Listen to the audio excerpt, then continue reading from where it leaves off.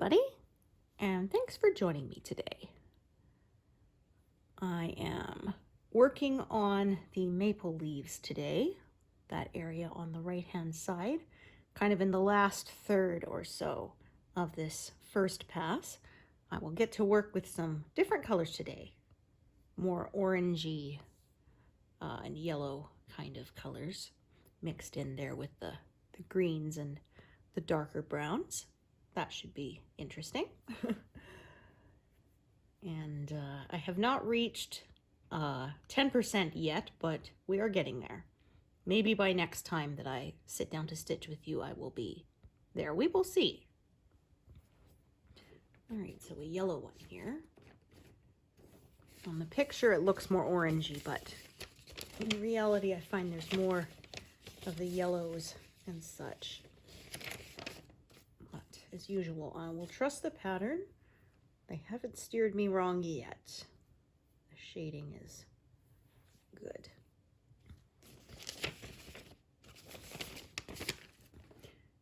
Often, like I say, the other colors around it can influence how the one you're stitching with looks. Blends in later.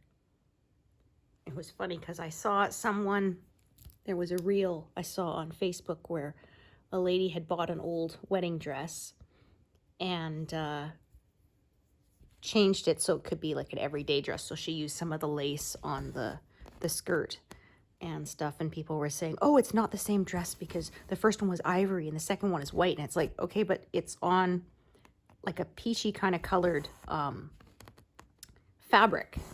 That's how colors work. They look different when they're next to other colors sometimes. I'm working on a blanket and I'm using ivory yarn interspersed with this mixed one, which is like, I've been calling it my Neapolitan ice cream blanket because it's got the cream, vanilla, right, pink, and the brown.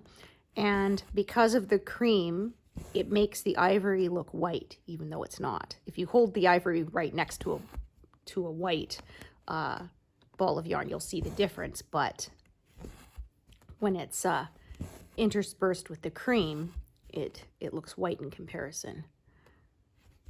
It's interesting how that happens. I one time thought I'd used the wrong color, and I ripped it out, and then afterwards I was holding the little ripped out pieces up to the skein of floss and went, oh, it was the right color, even though I held the skein right next to it to see. But like I said, my eye got tricked. And it wasn't until I was able to actually pull them out and separate it from the colors around it that I realized, oh, I had actually stitched that in the correct color. That was a waste. I should have left it. I should have said close enough and left it because it actually was correct and I didn't know. Oh, well. What you gonna do? At that point, what was done is done.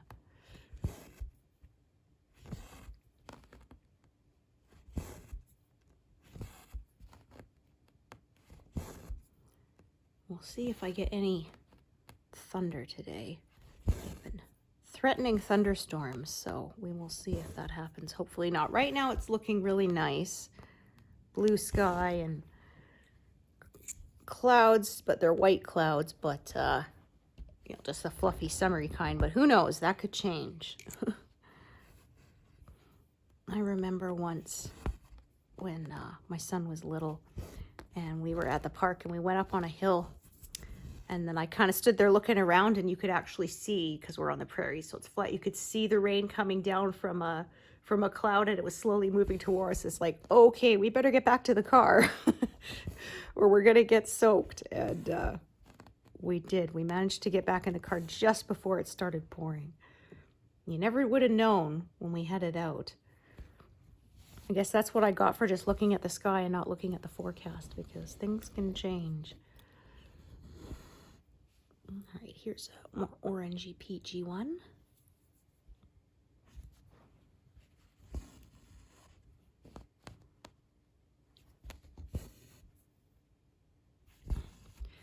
We'll see how much I get done. Last time was very slow going because it was a lot of confetti. I was able to do just over 100 an hour because was a lot of color changes. But as I often say, it's worth it in the long run. I'm always happy when it is done.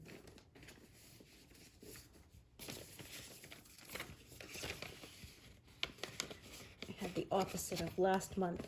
I had very confetti heavy and then big blocks, and now it's the opposite. It started with big blocks and now we're into more confetti. Although not as confetti heavy as that pine branch was. That was really, really bad. I felt like I didn't have a single stitch next to another that was the same color.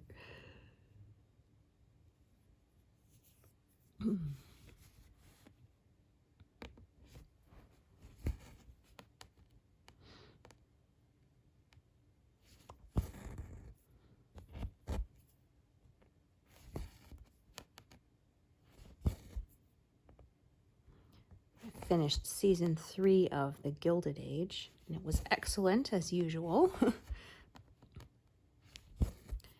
And they're filming season 4 right now. So I'm glad that it's not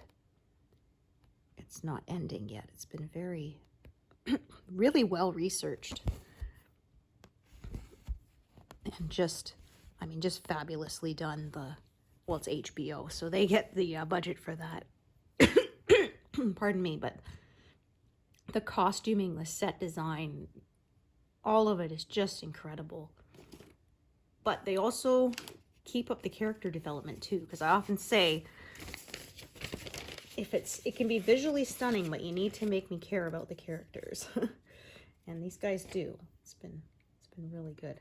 My only complaint always is that it was only 8 episodes and it never feels like long enough.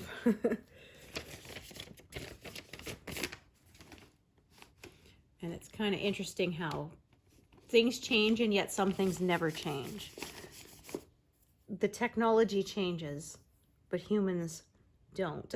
Because I was thinking how interesting it is, how much the course of history has been influenced by changes in the technology. Like I said, things like the telegraph and the trains, the 6-shooter pistol, the typewriter, of course the internet. All sorts of things have really changed how we interacted and the speed at which things could move.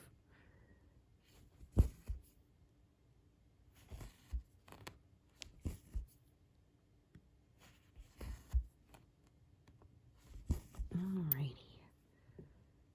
Did turn on my crafting lamp just in case, but I think I do have enough good natural light today, which is always nice. I find there's just no substitute for it. Let's see if that one has a needle on or not. No, it doesn't. Okay.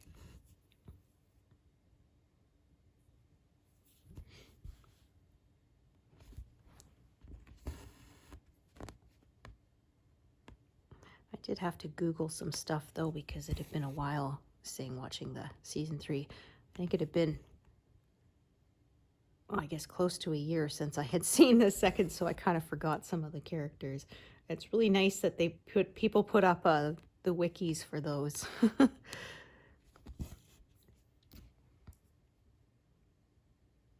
Sometimes I just rewatch, but I don't always want to have to rewatch the whole thing from the beginning. So it's kind of nice. Even then, sometimes I can't remember. Like, we were binge watching Smallville, which is young Clark Kent before he became Superman. So the years of him growing up as a teenager before he takes on the cape.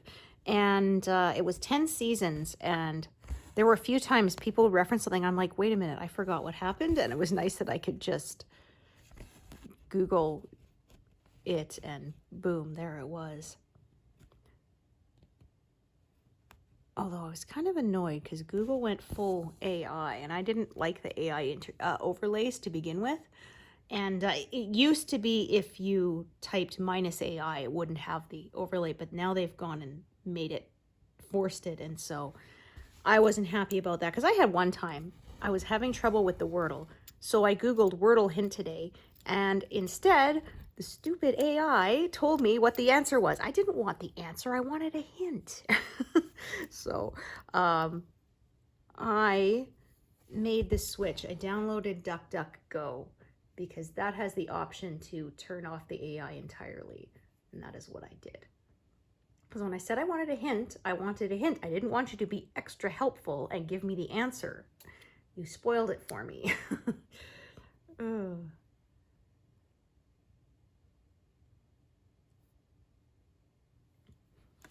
And the AI, of course, it said somebody's it's just plain, like there was one and it said, if you remove two sides, you know, from a rectangle, well, how many do you have left? And it would say, well, 4 minus 2 is 2. So 2. I'm like, but if you take away two sides, you don't have a rectangle anymore.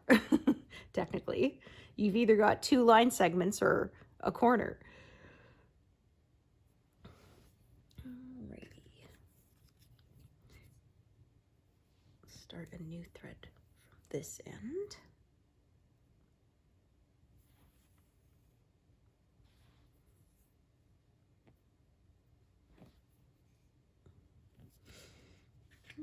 And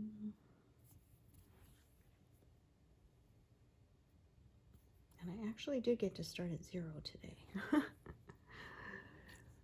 Hasn't been the case lately. Been having troubles, but today seems to be going well. Knock on wood. I won't say fingers crossed, but it'd be pretty hard to stitch with fingers crossed, right?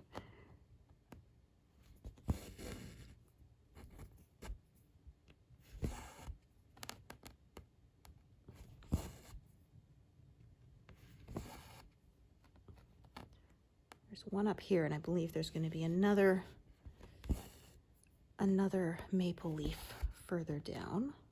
I think that one is more yellow when I looked. I browsed ahead. So I posted my update on Instagram, and I had someone say they think I'm going to finish in 1 year and 2 months. Well, we'll see. I think that might be a bit ambitious, but it would be nice if I could. But I don't think so. I think it'll take me a bit longer than that. I usually manage about 100,000 stitches per year on my main piece. And if I stitched only that, then I might be able to bump that up to 150,000.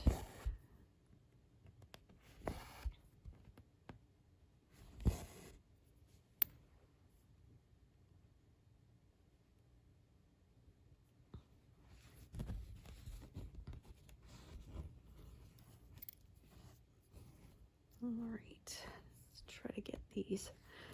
It can be a little harder to get the threads out with the needles still on when there's this many, but usually I can manage.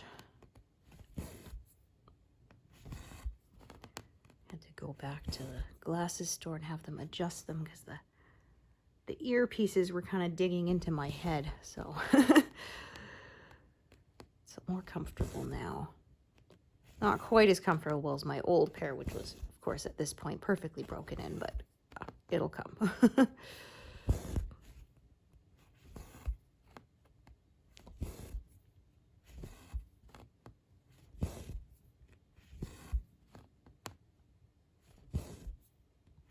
really notice the difference when I'm taking them off for the night and I'm folding the arms up. There's a lot more resistance on them because it's still pretty new.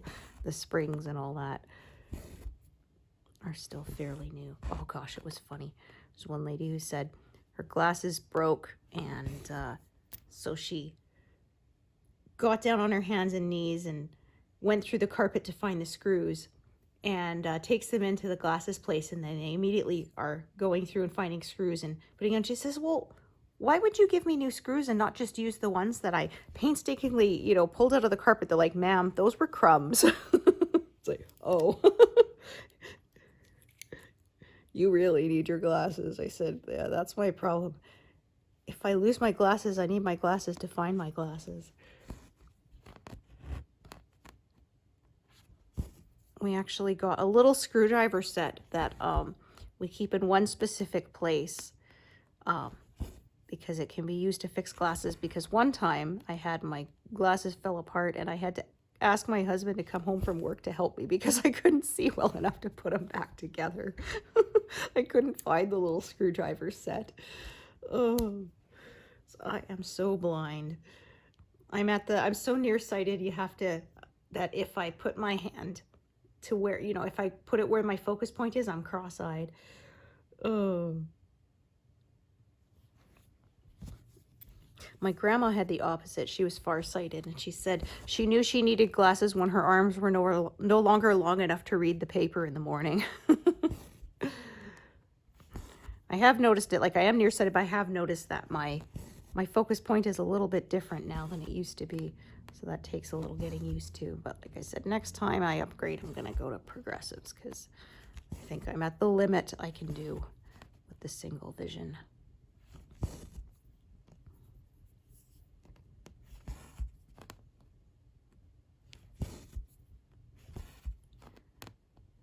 A few in a row here. Oh, this one is a needle that came off. As you can see, it was just sliding down there. Sometimes I will take a magnet and kind of run it around the edges before, every now and then, just in case a needle came off. And usually before I move the frame, I try to do that for sure so that they don't end up on the carpet, because that could be very unpleasant for some people. Oh dear, that's not good. Let's see.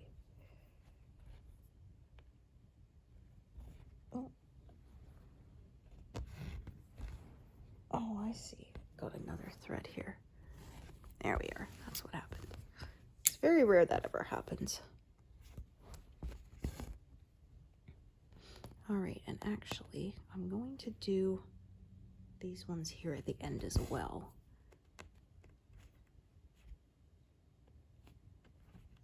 Oh, make sure that isn't a loop there.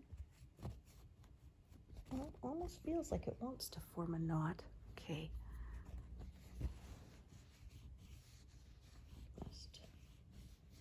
No, it's good. Okay. Just double checking. Always much easier to catch it before you stitch. Continue to stitch and stitch through it to try to undo it later. I have had those before. Not fun.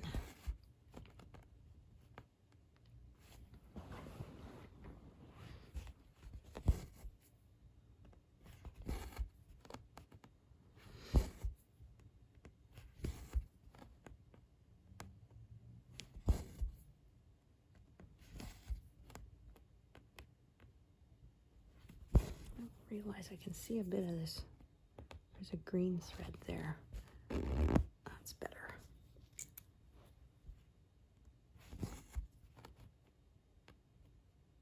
Trying to make an appearance. Make it go back. There we go.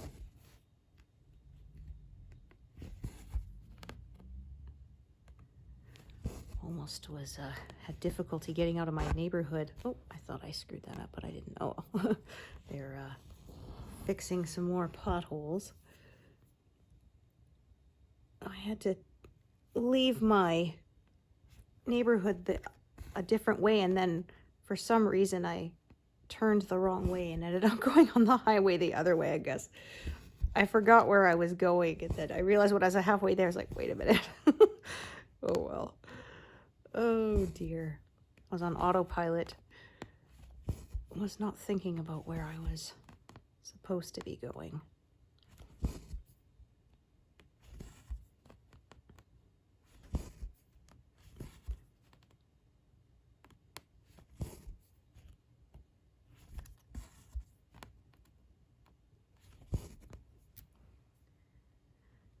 All right, so then, as you can see, starting to have more color changes here. This is a leaf here, and then the darker colors will come in again around them.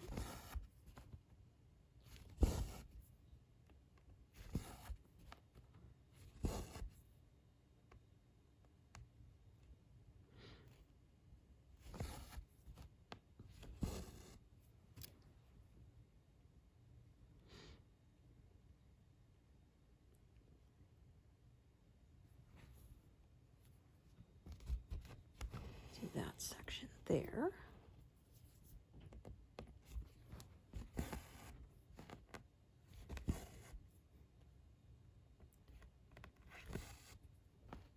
had neighbors that are kind of across the street and a couple houses over. They had thought they were cutting down the tree in their front yard, but no, they were just having it pruned professionally because it's quite big.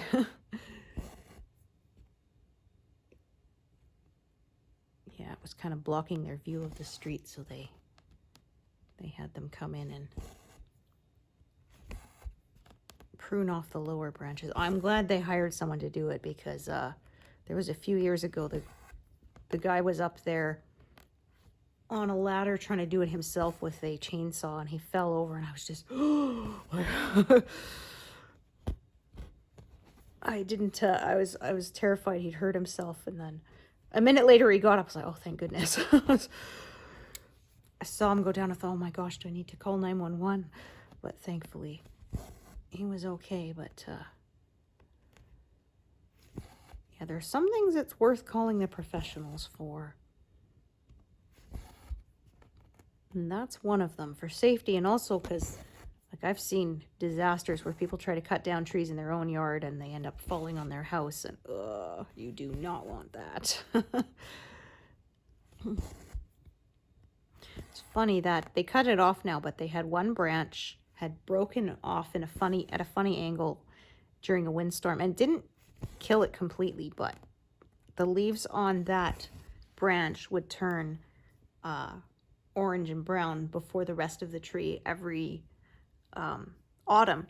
But then all the rest of the leaves would fall off the tree, and the ones on that branch would stick around until spring. It was the weirdest thing. They would die first, but they would hang on after that, and they wouldn't fall down. It was very odd. Yeah, who knows? There was one tree someone was telling me about where a guy, he grafted all sorts of different branches from different fruit trees on it, so he has like multiple species of apples out of the same tree from the same root system, which I thought was pretty cool. Apparently it's a tourist attraction for in some places to have that, and you can go see it.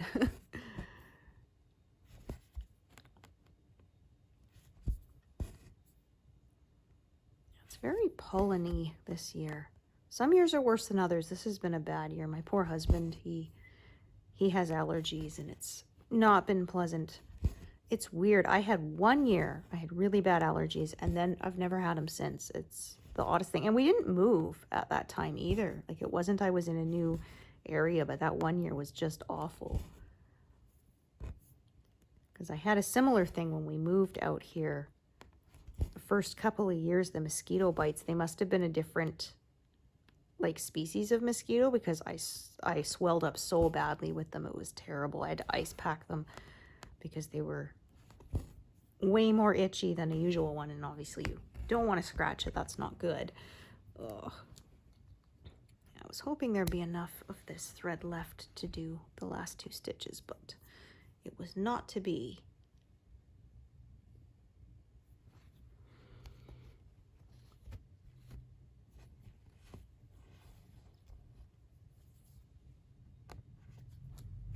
It's gotta run out sometime, right?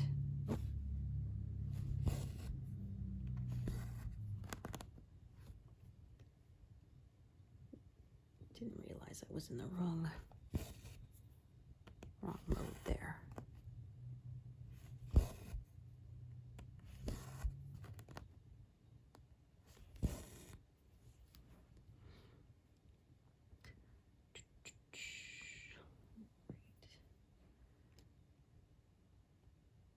All right, I might bring this color out since it will be used for a bit. Did I already or not? No, I took out 370. Okay, that's what I thought.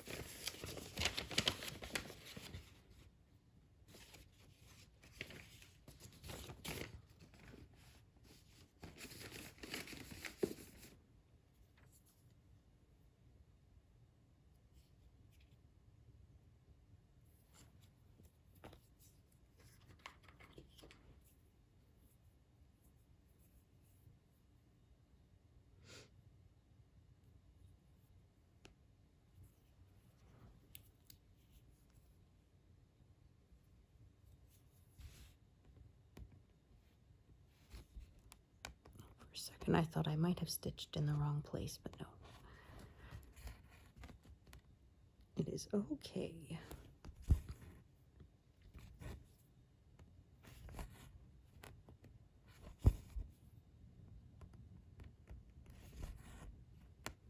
Okay, so Fuzzy wants to come up here, so I'm going to go down that spot rather than up.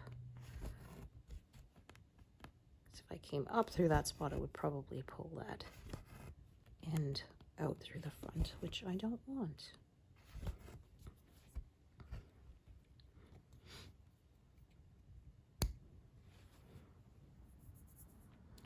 Now these leaves are kind of almost a little out of focus too, because the focal point of this picture is on the deer, obviously. So they have a little more detail, but not as much as you might expect.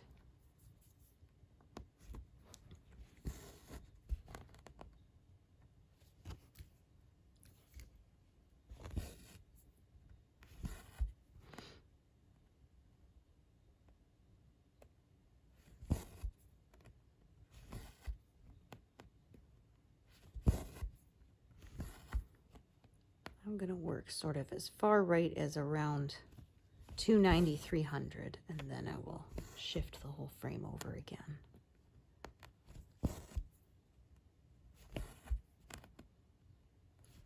And this piece is 400 stitches wide, so like I said, it's getting closer.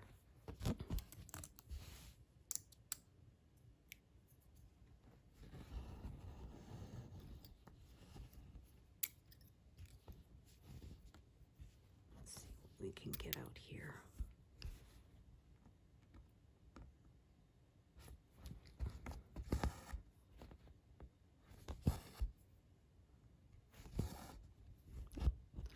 That will not work. That's better.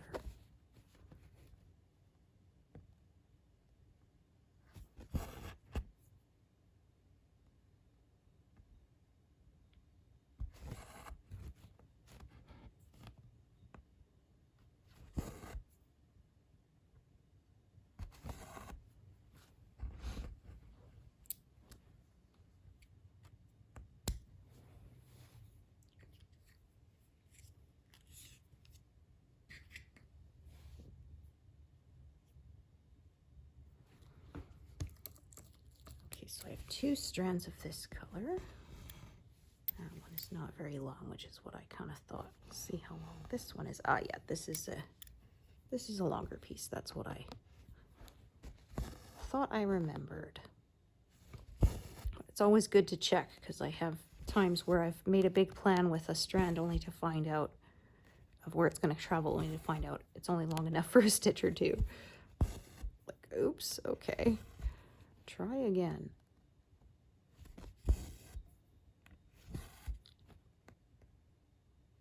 I will not stitch this one because it's not connected yet. I'll be stitching it later. I like things to be connected on one side. It's a little bit neater and I make fewer mistakes.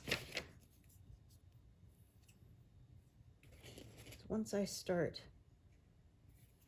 skipping around, no matter how closely I count, it's a bigger risk that that will happen.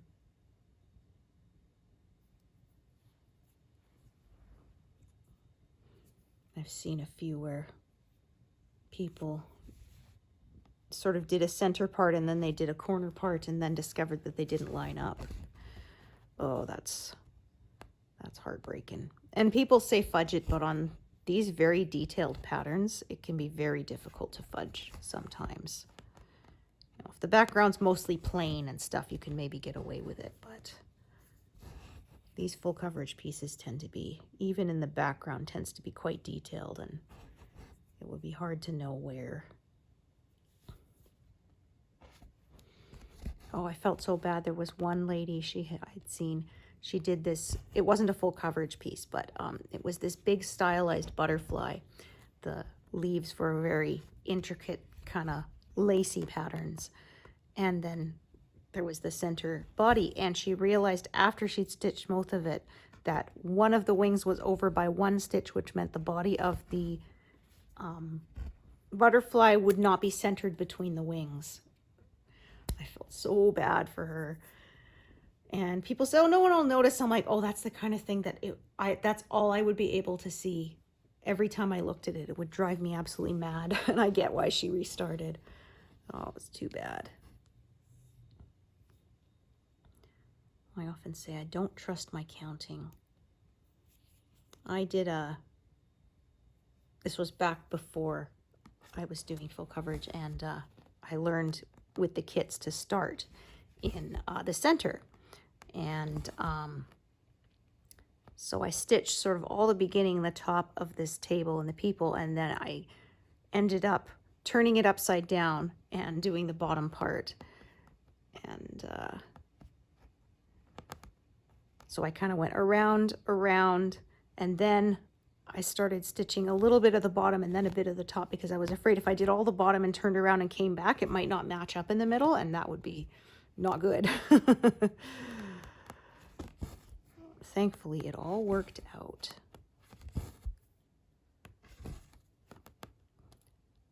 And as I said, it wasn't a full coverage piece, and I was not working with a grid that time, so one stitch off could have been bad. I was kind of nervous once. I did one that was like a wreath shape, and again, it was not full coverage, and it was not on a grid, and so I worked around.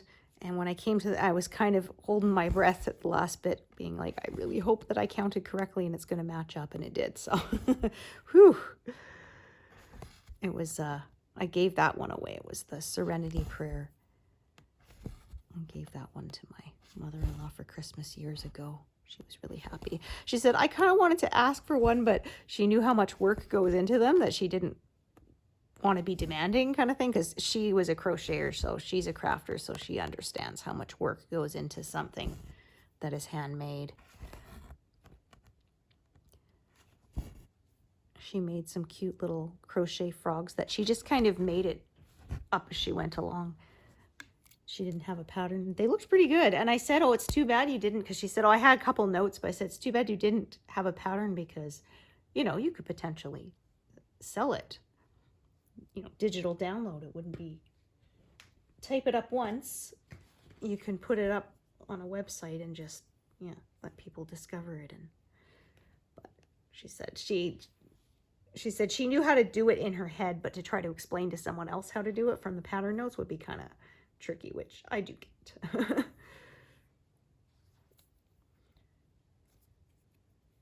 I don't anymore, but I used to knit a lot of sweaters, and I had notes that, again, would not make sense to anybody else to look at them. To me, they made perfect sense. And people said, oh, you could write a pattern. And I said, but then I'd have to write multiple sizes, and that's kind of a pain.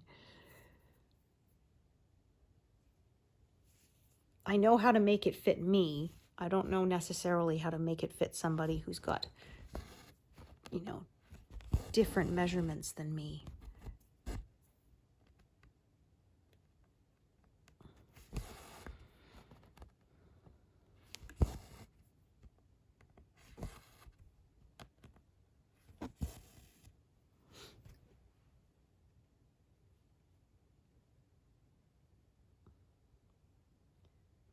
I'm just kind of looking ahead. So I may start following the shapes a little bit more. There's kind of more of this shape coming around here, so I may just follow that rather than filling in everything above it. That's, I think, what I might do for now. So there's kind of a shape here, a shape there, and I might just work on those and leave this shape here and this shape here kind of for later.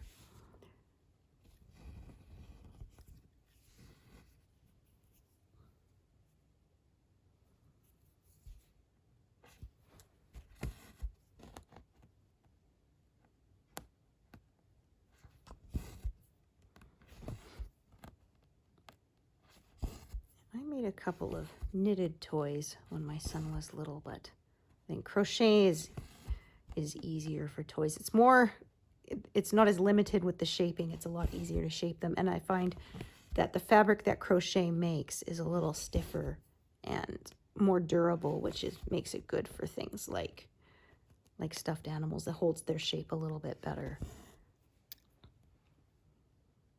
One thing everybody always liked was I used to make these little knitted balls, and it was a way to use up my leftover yarn, which basically meant I made strips and then just kind of put them, you know, together, interlocking, and then like it's a block, but then of course with the knitting you just overstuff it and it makes a round shape. And I would give those to people when they had babies, because yeah,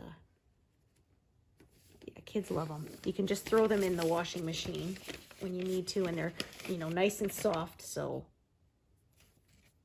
you won't hurt yourself on them. I actually had I made a little knitted train because I had a very old magazine that I found actually at a thrift store that had, you know, recipes. It was a Woman's World or whatever, and then it had one for a little knitted train. And I saved that for years, and then when I had my own kid, I made it. And somebody said, "Oh, that's great, because, you know, kid can fall on this and not hurt themselves because it's soft." Yeah, I think I still have that pattern somewhere. I got a whole set of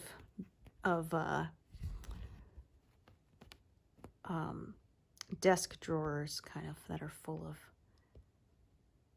of patterns, knitting patterns. Ones I've made and ones I was planning to make but haven't made because I kind of started cross-stitching and got sucked into that again. Well, back to cross-stitching, actually, I should say, because I first started when I was like, I think 11 or 12. It was for a birthday. Someone gave me a kit. And I got hooked pretty fast. And then I quit for a while. And that's why I often have people say, is it safe to leave your item in the frame? And I said, well, I had that Serenity Prayer one. I had it in a hoop for a decade. It went in the closet during a cleanup, and then I just didn't pick it up again for years. It even got moved while still in a hoop. And then years later I thought, well, I hope it's not wrecked, but I'll try. And I finished it, and I was able to get the wrinkles out when it came time with the ironing, washing, ironing, stretching. It was fine. So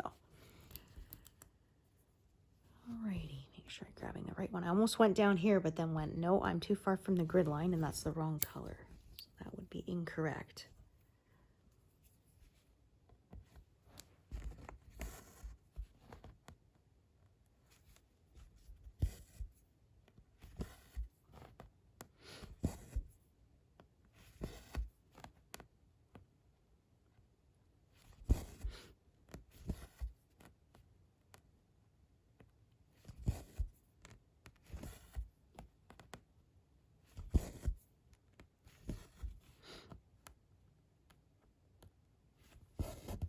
Yeah, I used to be a lot more limited in my cross-stitch choices because I used to only work from kits, and this was pre-internet too, so it was whatever was at the craft store. So I have a couple of kits sitting in my closet too that I never did. I really probably should give them away.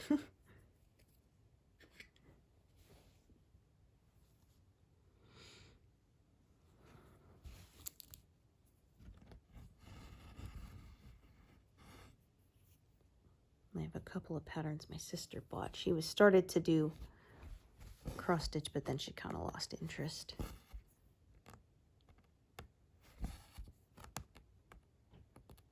She learned to knit too from our grandma, but then same thing, she kind of lost interest in it, so.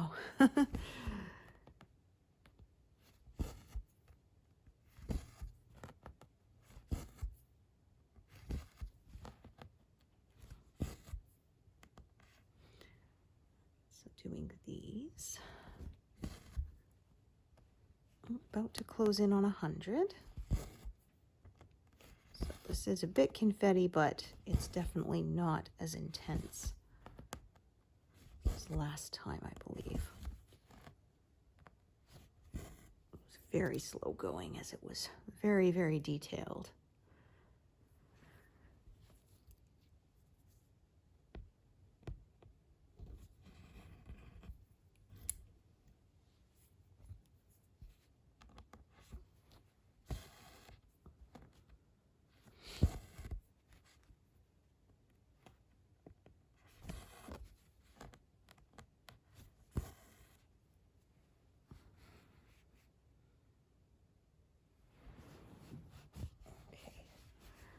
Double checking everything's good.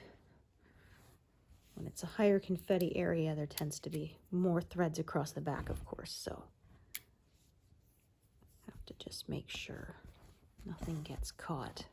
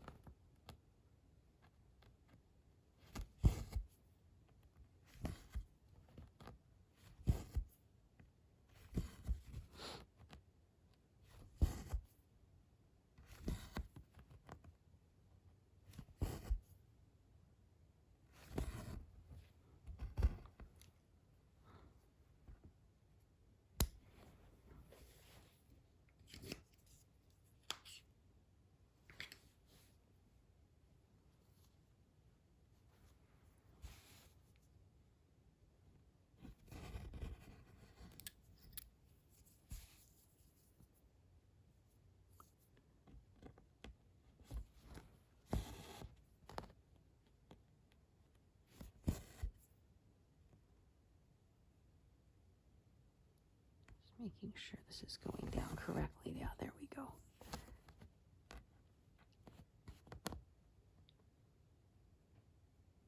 Okay,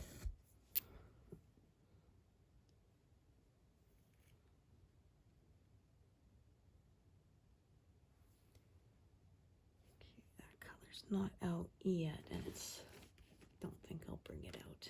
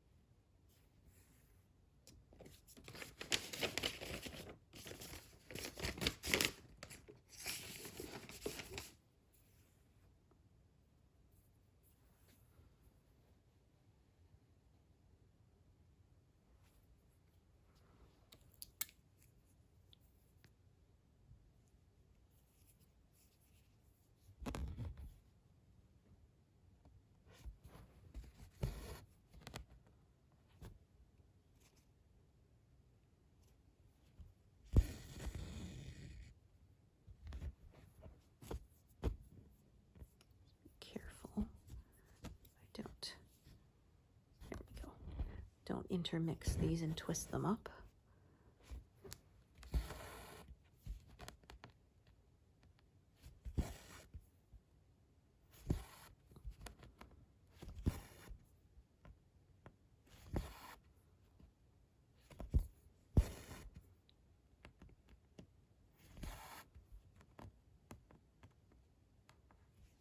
That one came unthreaded, yeah.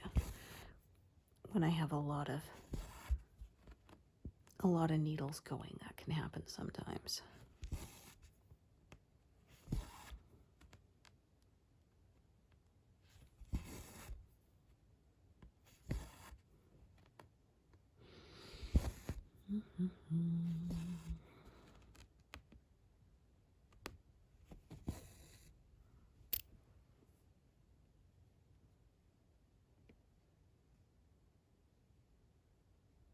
Just looking ahead here.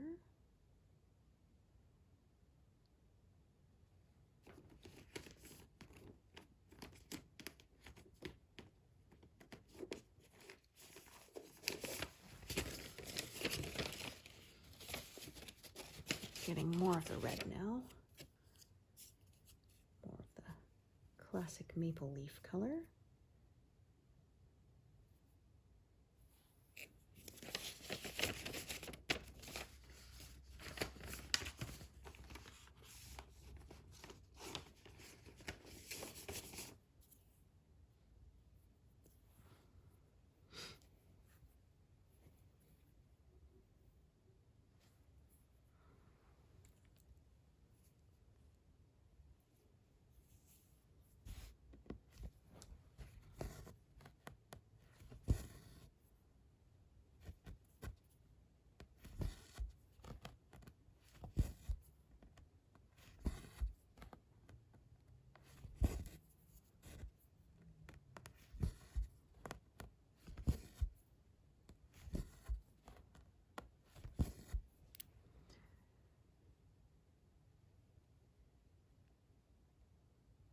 A little bit more. Okay, I see. So I was sticking more to this orange, but sometimes it makes sense to kind of go into the next sort of color motif if I need to carry colors sort of from one section to another. I want to do these so that that C symbol will be will then be connected and not just off by itself. I did those three and then do those three.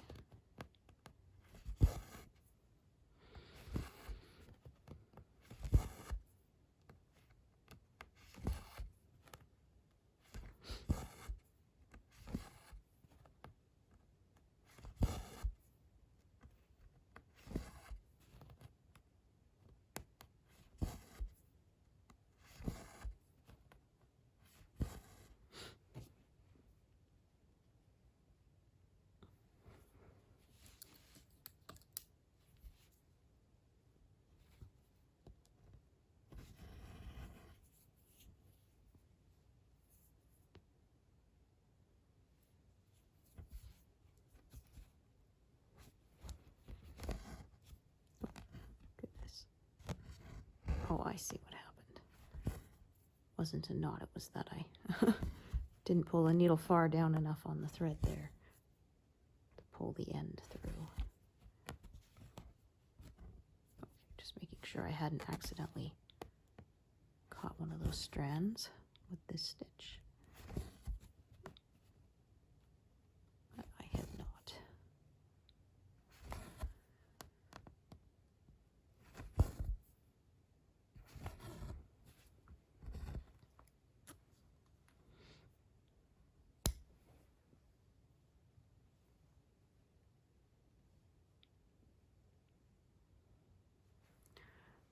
Just going to take a look at this one. Yeah, that's not very long, so I'm not going to bother carrying it.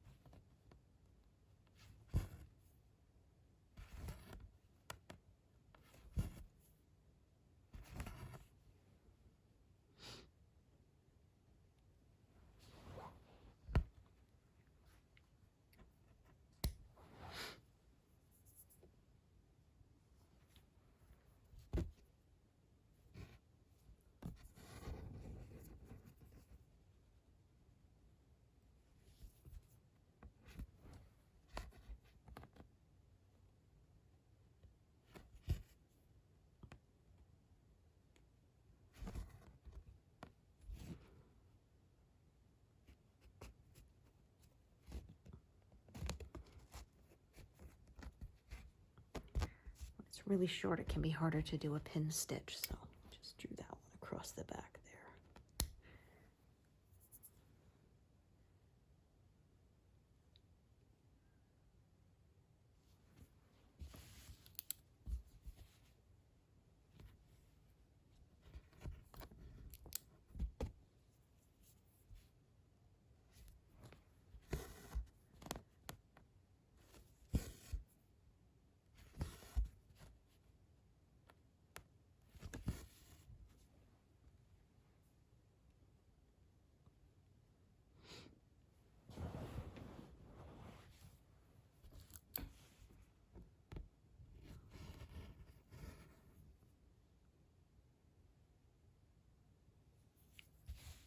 going to be carrying this one anywhere, as it's too short for that.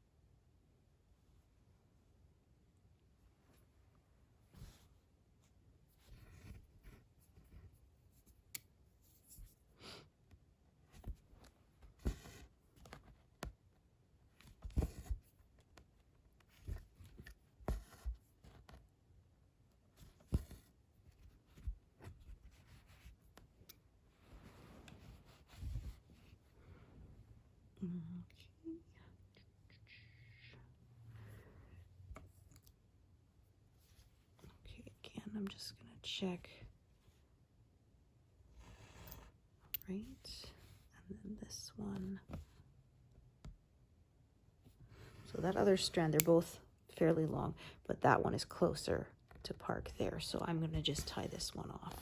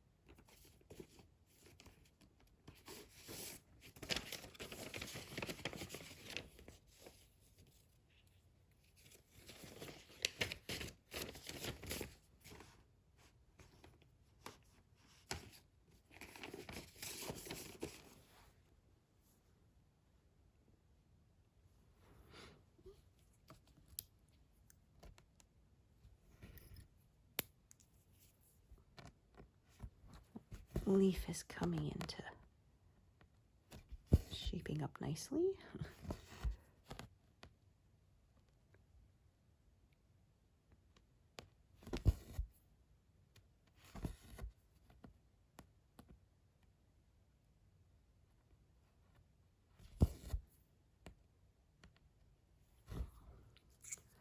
Just realize that's a little bit twisted there. There, that looks nicer.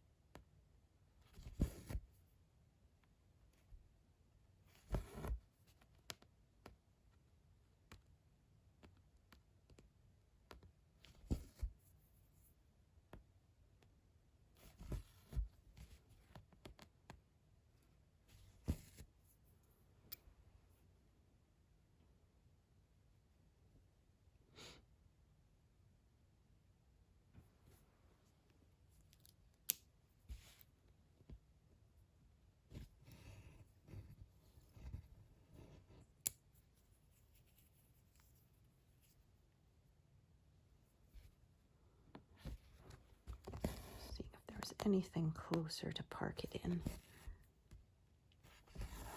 It is still within an inch, which is kind of my maximum that I like to carry. But it is a little further away, so what I like to do is kind of do a tacking stitch halfway. So just do a little pin stitch and then park it, and then that way it's less likely to be pulled loose. I'm gonna unthread that because it'll be a while before I stitch that one.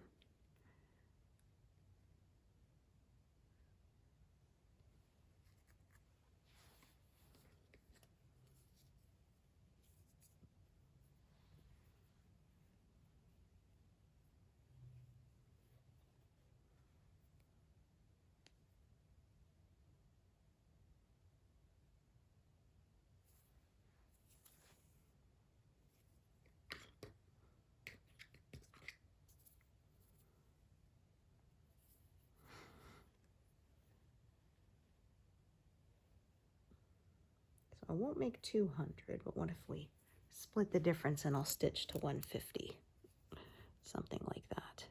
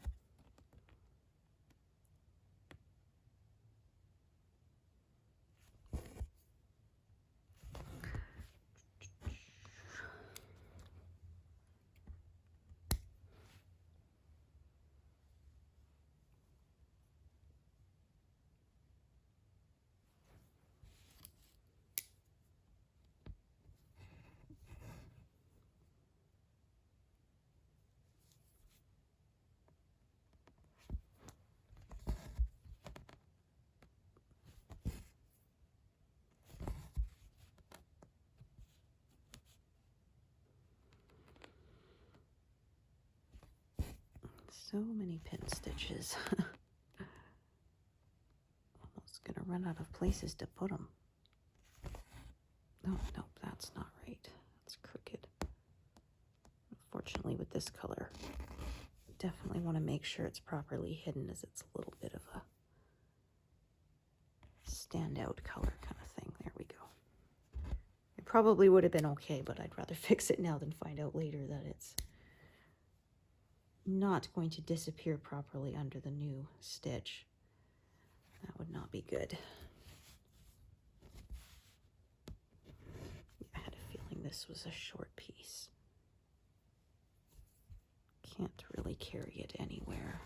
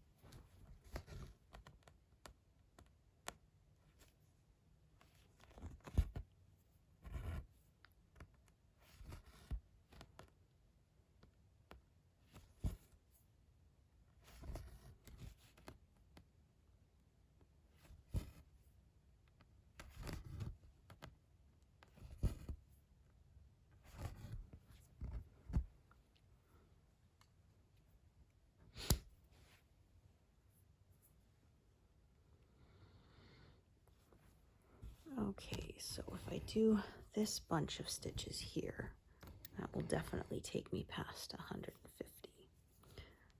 So I don't know if I'll be at 10% completed by next session, but I would imagine the one after I will have passed the 20,000 stitch mark.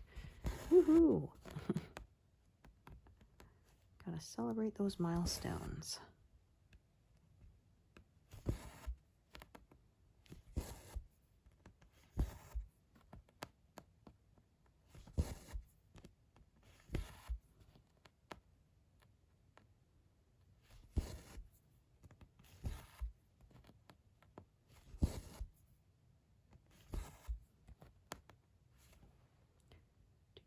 Do.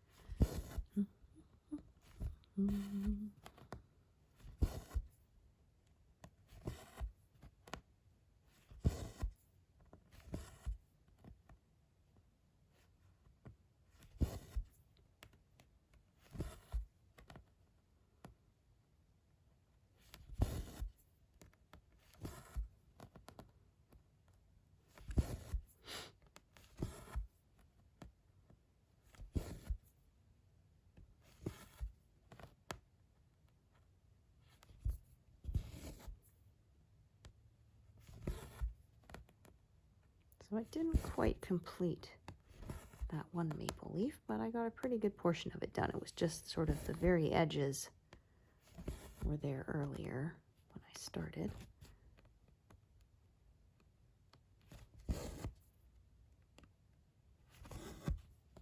We'll see how many I have when I stitch with you all again.